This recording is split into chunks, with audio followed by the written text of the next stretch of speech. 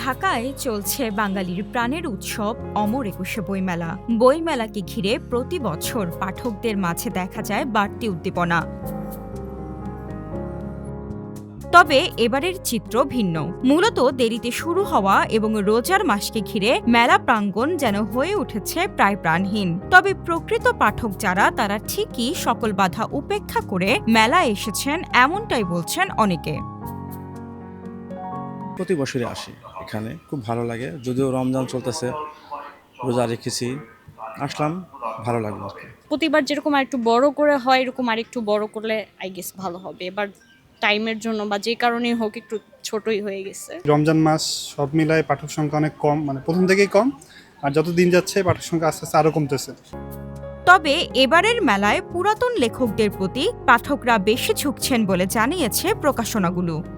Vision blender cyclone pro সঠিক ওয়াটের শক্তিশালী মোটর ও শার্প কাটিং এজ প্লেটের কারণে মাংস কিংবা অন্যান্য মশলা নিমেষেই হয় মিহি বেসন।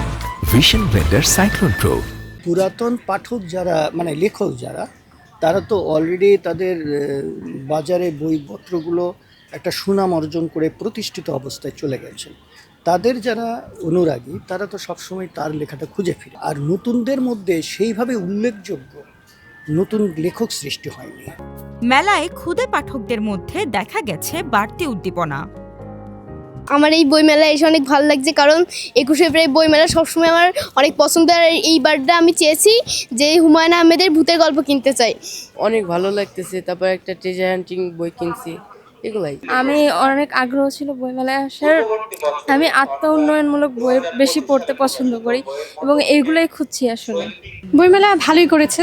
প্রত্যাশা এটা সবসময় যেন ফেব্রুয়ারি মাসেই হয়, এরকম আমার একটা চাহিদা। যদিও মেলায় তরুণ পাঠকদের সমাগম তেমন একটা নেই, প্রযুক্তির কারণে তরুণরা দিন দিন বই পড়া থেকে দূরে সরে যাচ্ছেন, এমনটাই মনে করছেন অনেকে। তরুণ প্রজন্ম, তাদের মধ্যে এই সোশ্যাল মিডিয়া, বিশেষ করে ফেসবুক, ইউটিউবের কারণে আমাদের যে ক্লাসিক যে পড়াশোনা, ধ্রুপদী সাহিত্যের যে পড়াশোনা, কাজী নজরুল ইসলাম, রবীন্দ্রনাথ ঠাকুর, তাদের যে বইপত্র, এগুলো তারা কম পড়ছেন।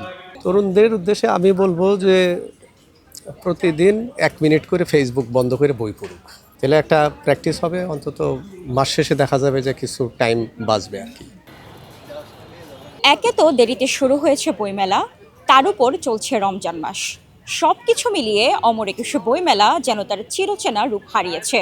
তবে সামনের দিনগুলোতে, বিশেষ করে ঈদকে ঘিরে, বইমেলা আবারও কানায় কানায় পূর্ণ হয়ে উঠবে, পাঠকদের সমাগম বাড়বে, এমনটাই প্রত্যাশা সকলের। সামান্থা আলী, আজকের পত্রিকা।